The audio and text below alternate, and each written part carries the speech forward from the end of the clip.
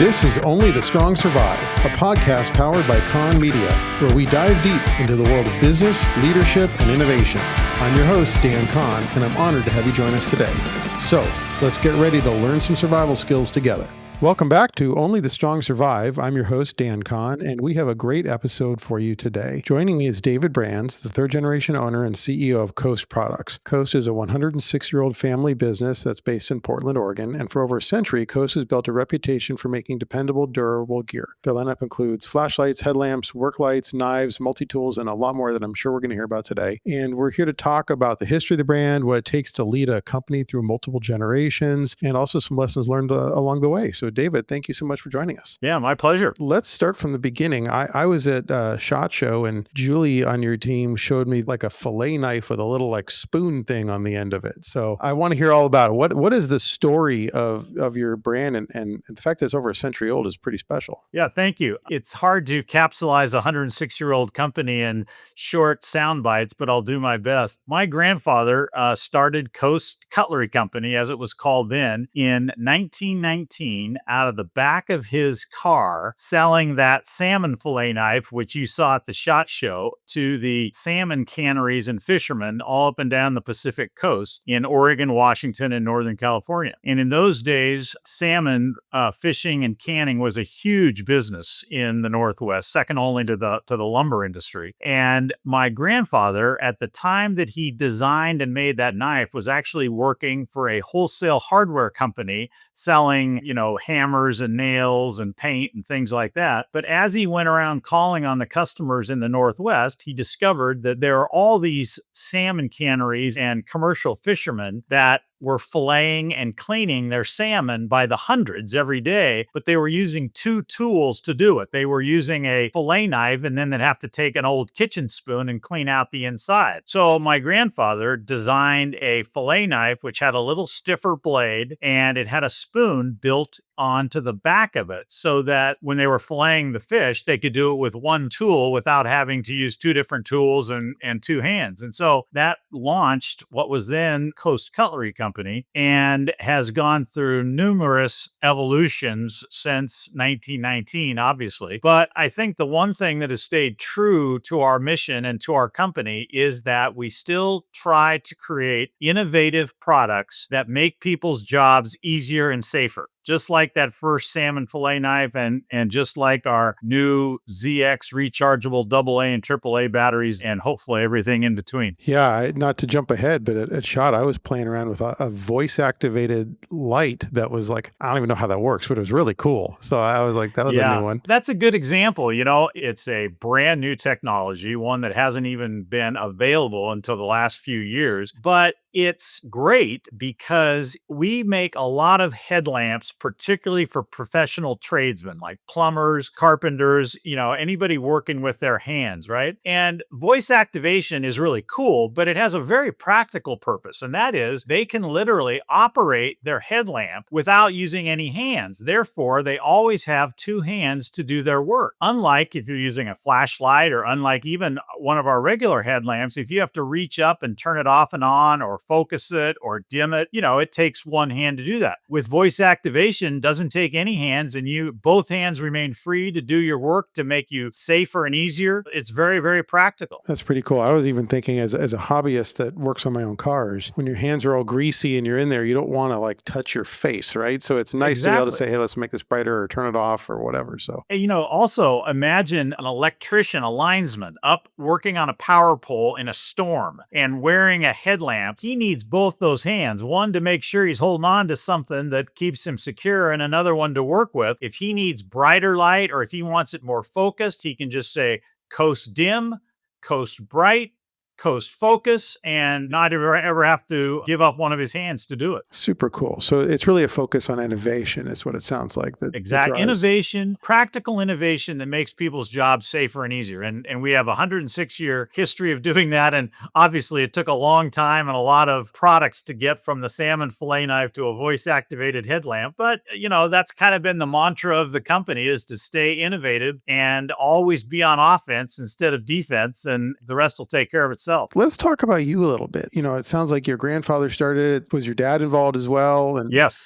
And how Yeah. was that something like, did you always just know, "Hey, I'm gonna get into the family business," No. or what was that journey like? First of all, there's a couple interesting things when you think about it. It's challenging for any privately owned company to stay in business for 106 years in any environment, right? It's even more unusual for it to stay under the same family ownership. Add to that the fact that in 106 years, Coast has only had three owners: my grandfather, my father, and myself. And that's a lot of longevity in three generations spanning 106 years. But interestingly, the way I got into it, and very similar to my father, actually, my father didn't get into it until after World War II when he came back from the military and needed a job. And so he started working for my grandfather, who was nearing retirement age. My father just, stayed there. A similar thing happened to me back in 1980, believe it or not, when I was fairly recently out of college. I had a career in commercial real estate and land development, and I wasn't married yet. As I normally did, I had dinner on Sunday evenings with my parents, and I was the youngest of four kids. And my father was in his late 60s and just casually mentioned at the dinner table that, he really needed to do something with Coast. He's either going to sell it or liquidate it or whatever, because he wanted to retire and,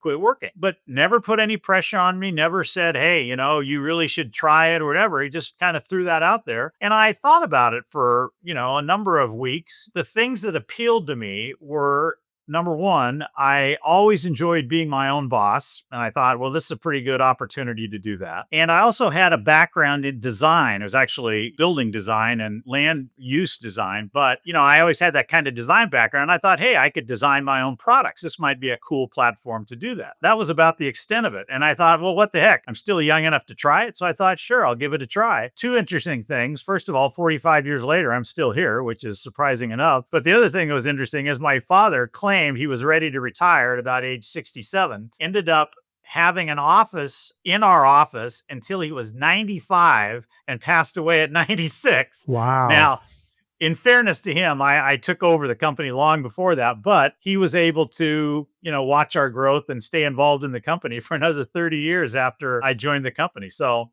there's a lot of brands longevity in this company. That is so cool. And I know a lot of founders and I know a lot of entrepreneurs and business leaders. And the one story I hear a lot is these people that build something, grow something, lead something, and they punch out at 60 and then they're like sitting in a lazy boy and they wither. They don't, their brain doesn't stay active. They don't stay passionate. So it's really cool to hear that your dad stayed involved until he was in his 90s. That's kind of amazing. I have to admit, it sounds cooler now than it sometimes was at the time, because, working for your father can be challenging. But in general, he was great to work with and certainly not afraid to give me his opinion. But in the end, it worked out great. And on a side note, and business aside, it really helped me develop a really wonderful relationship with my father all the way until the day he died. And frankly, that's kind of a sideline of a family business that if you get that in addition to a successful, profitable company, I mean, there's just no substitute for that. That's really one thing I'll always take away from having spent a great deal of my life here at Coast. That's really cool. Do you and or your family still own the whole company? My wife and I still own 100% of the company. Well, congratulations. That's great. Has that been hard there's been so much M&A and outside money getting involved in our industry? Has that been challenging or no? You're absolutely right. There's a lot of people always asking if Coast is for sale or if they can invest in Coast, which is very flattering. Fortunately, we have not had to take on outside investment. We've been 100% completely internally financed. My father was very fair about how he transitioned the company to me, which was terrific. Because of that, honestly, I think that's one of the main reasons for our success, is because, for better or worse, I'm the final decision. And now I'm handing that off to the fourth generation of the family. But the point is, you don't have to report to a board of directors or a board of trustees, or even worse, frankly, shareholders, because shareholders, even if they're family shareholders that aren't working in the business, they have a different incentive than you have running a company. We've always run our company to be the leader in innovation, obviously have great relationships with our customers, and obviously make money. But the amount of money we make hasn't been as important as doing things right. That's a great luxury that you have as a privately owned company that, frankly, in this day and age, just doesn't exist in public companies or even in a lot of partnerships. Yeah, absolutely. It also keeps us extremely nimble. Think about this. I mean, we've hired people from bigger companies, for instance, to work on our product development department. And they'll come in, they'll have a great idea and they'll tell us a story that, well, when I worked for X company, it would take a year to get a project like this approved. It's not unusual for them to bring it in my office and I say, that's a great idea. Let's do it. Done. Off they go. That's really unique. You're the decider. Yeah. Yeah, Yeah. no committees necessary. Well, That's exactly I for mean, better or worse. yeah, but I mean, yeah, I guess that's true. You have to own the mistakes. That's right. But There's no finger pointing. It's right here. well, that leads to another question I had. So you mentioned innovation a couple of times, and it sounds like that first knife that had the spoon on the end, that was innovative, right? In 1919, that was no one, as far as I know, no one had ever done that before. So that's really smart. It was. No one had ever done that. To go from that to voice activated headlamps and stuff like that, it almost seems from my awareness of your product line that you guys are as much a tech company as you are a tool company at this point. Absolutely. What was that transition like? How do you do that? Going from kind of simple hardware to circuit boards and software and stuff like that? Yeah, that's a great question. Most people would look at that and say, wow, you must have had some grand plan as to how you're going to go from making cutlery to making the most innovative LED portable lighting in the world. And I look at them and say, well, it really wasn't a grand plan. It was a day by day effort to stay on top of innovative technology that could provide a solution to our customers to help them do their work safer and easier. Let's use lighting as an example, because that's the biggest shift for us, was from cutting tools and multi-tools, which we were very successful at, to lighting.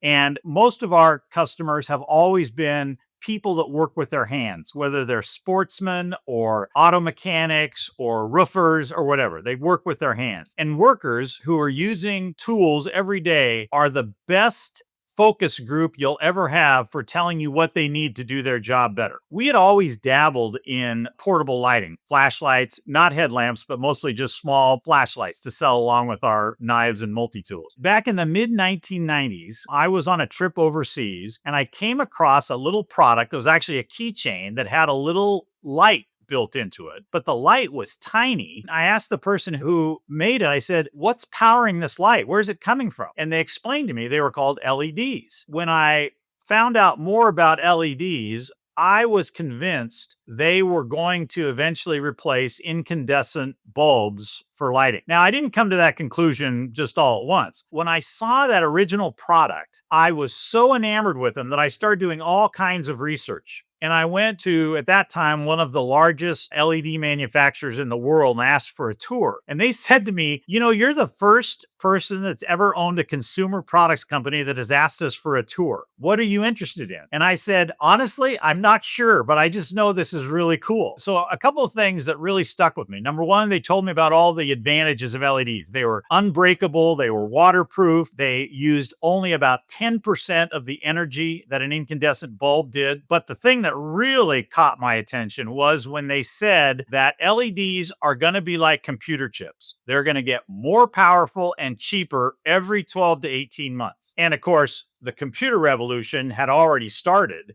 And to hear those words about another type of technology, I thought, wow, I'm really learning about this at the right time. We basically bet the farm on LED technology. And the first LED product we developed was a little keychain knife that had just a little keychain LED light in it, which was, more of a gimmicky item than anything else. A couple of years after that, we began to cluster LEDs together. We sold the first LED flashlight ever sold in the United States. It had a whopping 18 lumens of light and sold for $39.99. Today, we make an LED flashlight that has 5,000 lumens of light. You can focus it. It has a digital readout on the screen to tell you how much battery life is left, and it's rechargeable, and it sells for $39.99. So you can see that how much the LED revolution really has taken hold, and we just were the first ones in it and have never stopped innovating and leading the way in this type of technology. Wow, that's a really cool story. In my experience as a consumer, I've seen that arc of those first LEDs were so expensive, and also like the form factor was big too. too. Like they're kind of clunky. I assume you do most of your product design and engineering in-house. All of it. Testing, engineering, design. And then when it comes to manufacturing, do you own the factories? Do you use partnerships? Like how do you manage all of that with these disparate product lines? It's a combination of both, really. And some of it's by design, some of it's by circumstance. Our core product lines, flashlights and headlamps, we have at least some ownership in the production facilities that we use. In other cases, we'll contract it out. So it's a little bit of a lot of different things. But the thing I'm probably the proudest of is that, again, unlike some manufacturers, we have used the same production partners ever since the introduction of our LED lighting products. So we don't chase extra profit by finding somebody who'll make them 5% less money. We really have wonderful partnerships with terrific production partners. And that's another great thing about owning your own company or having a family company is, I mean, I've seen the owners of their companies now take their kids into the ownership and are now making products and running their factories for our fourth generation. And so I don't want to sound too corny because at the end of the day, business is business, but we think that's a real advantage because we have such loyal and supportive partners. And because we have such good partnerships, for instance, that's why we've been able to survive the current business climate when other companies have really had problems. It's been challenging for everybody, but thank goodness we have such a tight-knit, close family atmosphere amongst all of our partners that we've been able to, so far at least, knock on wood, manage it okay. I was going to ask about that because we work with a lot of manufacturers with global supply chains, and whether you make stuff in China or not, everybody has just been. It seems like, at least from what I'm hearing, the uncertainty and the sort of evolving nature of it has been just as hard as the tariffs themselves because, like, it just keeps changing. We can adjust to rules, but if you don't know what the rules are, you don't know what to do.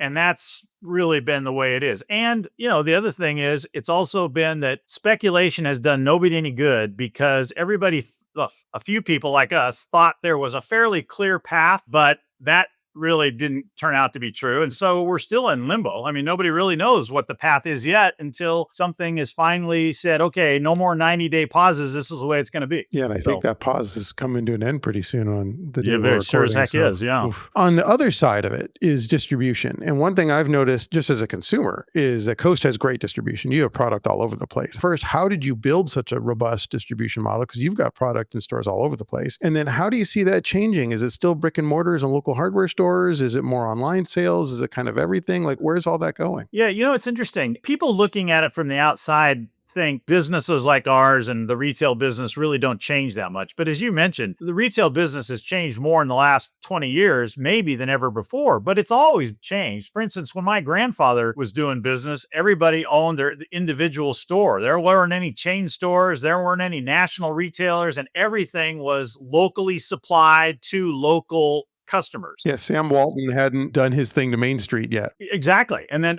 so then in the 70s and early 80s, you have the development of national chain stores, right? And that was a big adjustment for a company like Coast. And we really had to adjust to that distribution system. And now, of course, with the advent of e-commerce, there's another big shift. But the one thing that remains constant is that we try to be very, very fair to all of our customers. The customer always comes first in our company, and we try to provide them the very best product at every retail price point that they want. So, for example, if they want a flashlight that sells for $39.99, we think we can build a better flashlight for $39.99 than anybody else in the world. If they want one for $139, we can do that as well. We have more expertise, more patented technology. We have over 110 patents just on portable lighting and power supply and all that. So we think we're equipped better than any other company in the world to supply e-commerce, retailers, and eventually the end consumers better than anybody. Now, how you do that clearly changes, including, marketing is a lot different now than it used to be. There's a lot of advantages and some disadvantages. You just have to be willing and not stuck to your ways. You got to be open-minded enough to embrace them and figure out how to do them better than somebody else. So one of the things I assume is a driver as your distribution model grows and changes is brand awareness. You've been around a very long time, and so there's a lot of awareness of your company. How intentional has that been under your reign? Has it been like a very focused effort to build the Coast brand, or is it something that happened kind of organically? Yes, in fact, I remember very distinctly about 3 or 4 years into my career at Coast, I realized, well, first of all, my father and I have very different mindsets. He was much more engineering focused, cut and dried. And I'm from the sales and marketing side of my brain. We had great products. People that bought our products really liked our products. We've always had a lifetime guarantee, which they appreciated, but we'd never been very outspoken about our brand and really tried to promote our brand. And that was kind of my father's nature. Very quiet, very humble guy, thought the products would just, speak for themselves. And they did to a great extent and still do. Now, of course, we feel very good about the brand we built. That's one of the neat advantages of new digital technology. Think about this, a flashlight sitting in a package on a shelf. It's very hard to, pardon the pun, literally see the differences. And particularly in our case, where we have patented optics that create the biggest, most beautiful, most consistent beams of light of any flashlight on the market. That's very difficult to explain on a package. If you put that in a video online, people will never forget what they saw. They saw that Coast flashlight that illuminated Haystack Rock on the Oregon coast, and they said, that's the light I want. In some ways, it's been a real advantage for us using digital marketing, and it's helped us expand our brand and brand awareness really significantly over the last 5 to 10 years. Excellent. And where do you think this is all going? How do you see that continuing to grow and evolve with the brand? That's a really good question. Again, I'd like to say that, well, yeah, we have a 5 and 10 year plan and this is what's going to happen. But let me give you an example of how you can have those plans and then something else comes along and it's better, right? So about 10 years ago, we realized that a lot of people liked rechargeable products. And so we started developing rechargeable flashlights. From the very beginning, there still are really a couple different ways to do a rechargeable any kind of product. But let's take a flashlight. You can either embed the power source inside the product and then charge the whole product like you do a cell phone, like your iPhone. But the problem with that, of course, is at some point that battery wears out and you have to throw the whole product away. I never liked that. I thought that was wasteful and I just didn't think that was a good idea. So we were the first company to develop a separate battery cartridge that you charged the cartridge inside the light or outside the light so you could swap them. For instance, if you're working in an auto repair shop and you need your flashlight 8 hours a day, you can be charging one battery while you're using your flashlight with the other battery. Then if it gets dim, you just swap out the batteries and you keep working. Or you have to give up your entire flashlight and charge it, and you have to sit around and wait or buy 2 flashlights. So we developed rechargeable battery cartridges that you could swap in and out. So one day we're sitting in a meeting and we still were making a lot of alkaline powered products, and we make our own alkaline batteries under the Coast name, AA and AAA mostly. And I said to our product development team, I said, why hasn't anybody ever made a good AA or AAA rechargeable battery? And they said, well, they do, but they don't work that well. I said, what doesn't work about them? They explained that they don't always power products correctly because products that are designed for alkaline power have different capabilities and capacities than products that are designed for rechargeable lithium batteries. So I said, well, can't somebody figure out how to fix that? And so sure enough, we came up with a patented AA and AAA battery that almost identically mimics alkaline AA and AAA batteries. So you can literally use one of our ZX AA batteries as a replacement for alkaline AA batteries in any product that was made for alkaline batteries. You get up to 1,000 charges or uses out of our battery. So the advantages are obvious. Instead of buying 1,000 alkaline batteries, you buy one Coast ZX rechargeable battery. And we just introduced those last year, and the response has been very, very impressive so far. I'm making this story long to explain how ideas come about. We think this technology is a game changer. You're solving problems, right? So the goal is solve the problem, and then this was the extension of that. Problems of buying thousands of alkaline batteries, the problem of disposing of thousands of alkaline batteries. I mean, that alone is a huge problem. And what's interesting is in Europe, they've embraced our ZX rechargeable batteries even faster because their laws about disposing batteries are much more stringent than ours in the United States. Well, I've got a kid who's into RC toys, and I will tell you, I always feel bad about like you throwing away huge numbers of AA batteries. I'm like, these things are full of lead, and where are they going? Try our ZX AA rechargeable batteries. And they actually last longer than Alkaline batteries too in use. That's very cool. Speaking of sustainability, I mean, you are based in the Pacific Northwest, and that is sort of a hot button, especially up there. How has running a product company in the Pacific Northwest and in Portland, do you think that's evolved or impacted the growth and culture of the company in any way? I suppose it has its advantages and disadvantages. I mean, I remember thinking 25 years ago when communication and, Zoom calls like this didn't exist, that it was a disadvantage because we were really a long way from the centers of business in the United States, a long way from Chicago, long way from Atlanta, Georgia, long way from New York. As a young man, I spent a lot of time on airplanes going to Atlanta, Chicago, New York, Dallas, and Portland. It's a long way from there. And so that made it a little more difficult. In spite of what you might read every once in a while in the paper, Portland, Oregon is still a fantastic place to live. It's a wonderful place to raise a family. We're an hour from the beach and an hour from skiing at Mount Hood. And I wouldn't trade it for anything. I often laugh about, they do all these big studies about how does Portland attract more business, right? You don't artificially attract business. What you do is you try to educate the people that live where you are to start a business. That's why, for instance, people like out here like Nike have been great because we're not only the cutting tool capital of the world with ourselves, Leatherman Tool and Gerber Knife Company, including a bunch of others, are all located in Portland, Oregon, all of which had some connection to Coast Oh, and my really? grandfather. That's just the way things evolve. So I don't know if there's really an advantage or a disadvantage. In terms of sustainability, I am and as well as the whole company are really big believers in doing what we can to help the environment. And that's another thing that I really appreciated about LEDs. They use a lot less energy than incandescent bulbs. The LEDs themselves will literally last almost forever. And our new ZX battery production is actually carbon neutral, and we're very proud of that. So we take that seriously, and not really from an economic standpoint, because I'm not sure of the real economic value of it, more from just a personal and philosophical point of view. When you get up every day, what do you get excited about? I mean, after all these years of working in the business and working on the business, and I can tell you're a passionate guy. So like, when you wake up in the morning, I'm guessing you're probably pretty happy to go into work every day from the vibe I'm getting on this call. What excites you now? What parts of the business do you think are really fun and cool? There's a couple of things. First of all, I don't want to mislead you. I'm not working as hard as I used to. I have a son-in-law who's the fourth generation and is really running the day-to-day operations. And his name is Tyler Peterson, doing a fantastic job. I still get a lot of the credit, but he's really doing most of the day-to-day work. But what really excites me is we just came out of an executive meeting, which we have every week, which is basically a recap of what happened in that week. A couple of things really excite me. First of all, we just got word that our new ZX rechargeable batteries are going to be used in a hospital chain in some of their monitoring devices. We got a report from one of our sales directors about why they're using them,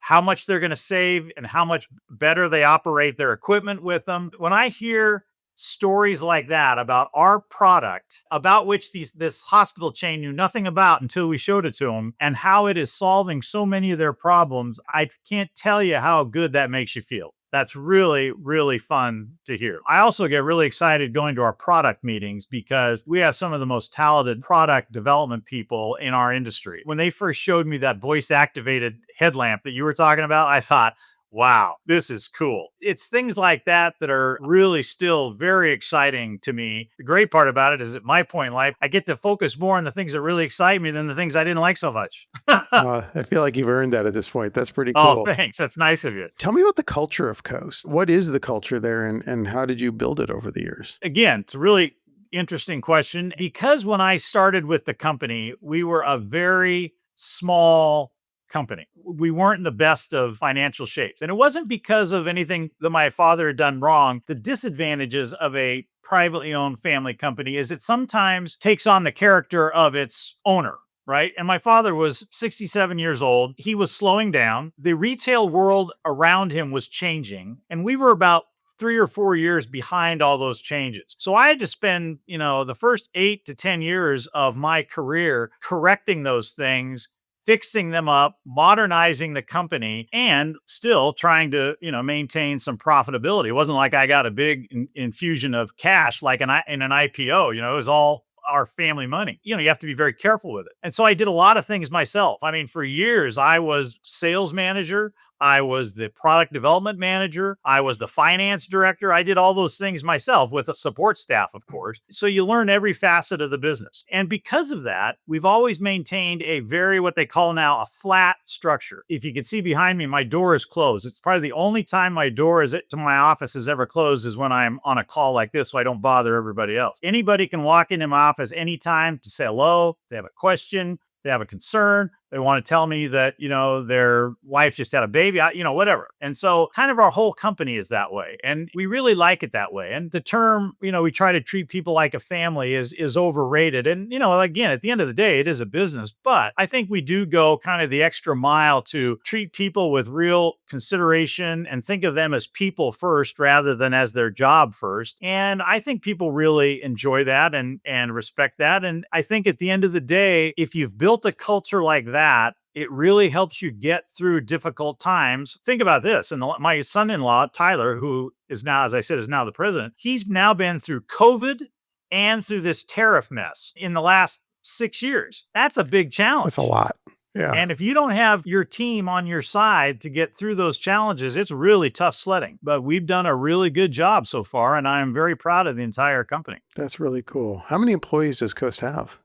Geez, I lose count. I don't know, 180, something like wow. that. It's okay. It's a big Yeah. group. That's a lot. Yeah. Well Yeah. done. What advice would you give to someone who either works in a family-owned company or is a leader of a multi-generational family-owned company? First of all, let me say there's a difference when you're talking about family companies. There's a lot of different types of family companies. Both my father and I was very fortunate in that I was the only one in my generation that wanted to work at Coast. Therefore, there was never any discussion about who might be in charge, who was going to run the company, who's going to own the company, and all that. That was a huge advantage. I know a company here in Portland has something like 28 family members working in the company. I mean, that'd be really hard. I think I'd almost rather be a publicly owned company than that. It's really hard to give any one definition of how to answer. But I think the thing that is clear is that it really helps to have at least one person clearly in charge. For better or worse, you got to pick one person and say, okay, you make the final decision. We can all have input, but it's not a vote.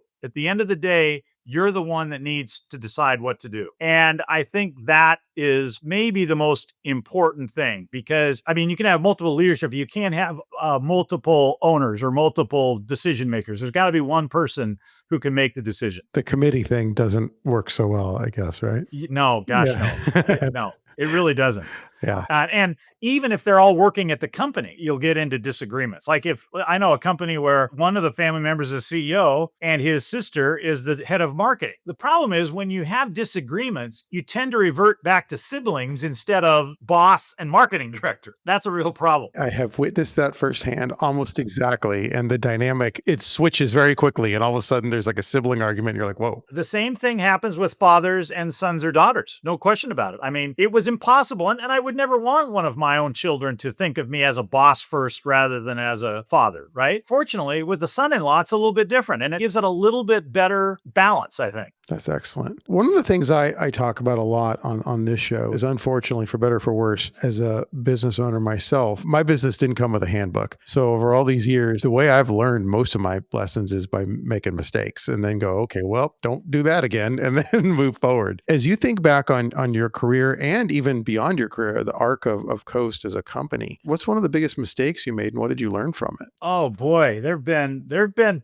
plenty of mistakes. I once had a guy who worked for my father who told me, David, if you don't make mistakes, you're not trying hard enough. And I always took that to heart. Maybe I just did it to rationalize my mistakes, but at the same time, I really think that's correct. I mean, if you never try something and it doesn't work, then you're not trying enough things. You're not thinking outside the box enough. I mean, I've had a lot of product failures, which I won't bother to go into the specifics, but I mean, we've tried not only products, but a complete product line that didn't do nearly as well. I had personally had very high expectations, and I was one driving it. The product was great.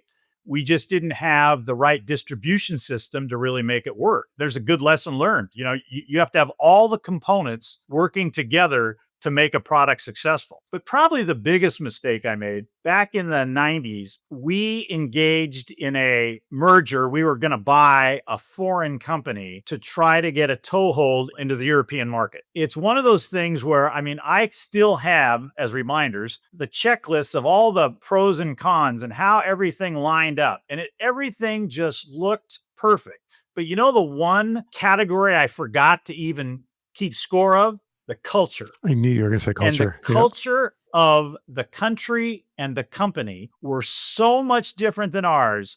And sadly, it didn't take me more than about 6 months to realize it was not fixable. And it just fell apart. It's still to this day, it's really a good lesson, is that literally everything has to line up correctly. And there are some things you can probably overcome, but that's one you can't overcome. There were two things. First of all, the fact that the company cultures were different, but the fact that we were working with people in a different country made it impossible. And it was a big mistake, but it still looked great on paper. So did you end up unwinding the merger? Is that what happened? Okay. Yeah, we just ended up selling our share back to them. And it was a multi-year deal. We were buying into it over a period of time. And within the first year, I said, this is not going to work. And so we backed out of it. Was it communication or time zone or just straight up everything about it? It was communication. Well, I'll give you an example. This was a country in which hierarchy is very important. Okay. For example, in their company, no one ever talked to the CEO except 3 people right below the CEO on the org chart. You literally had to go all the way up the org chart to get your message to the CEO. So the exact opposite of what you were just describing as a flat company and open door policy. Got it. Okay. They must have thought you guys were complete aliens if that's the way they're running their business. Their CEO thought I was an idiot. Oh yeah, no, he didn't think I was an idiot. But anyway, it was completely different. He didn't understand why we didn't do it the same way. Interesting. I said, well, because I'm in a hurry. I can't wait a week to find out what somebody wants to tell me, And that's the other thing is I've never, except maybe in Asia now. And again, I don't want to cast aspersions on all companies everywhere, but it's been my experience that American companies are willing to move faster and bolder and quicker than most companies in European countries. Yeah, like the expression, go fast and break things, right? Like we just want, Yeah, I got news for you. Silicon Valley didn't invent that saying. Yeah, no, and you're right. And I've witnessed that too. And especially European countries with, they do some things that I think are very interesting. Like, they have a lot of PTO and stuff like that. And their people seem very happy with that. But you're right. It moves very slowly over there. It's very top down. The other thing I learned is, again, I think this probably even happens within the United States, but it was as if every one of their employees was trying to prove that they were better than our employees. And so they weren't really interested in working together. They wanted to take charge or they wanted to dismiss you know what I mean? It was always a competition instead of trying to work together. Anyway, lesson learned. Well, that's a great one. As we kind of wrap this up, where do you see Coast going in the next 120 years? Where do you think it'll be? I like your optimism. Thank you. The easiest thing to say is that I don't see us changing our focus on who our end user is. It's going to be people that need products to make their jobs or life safer and easier.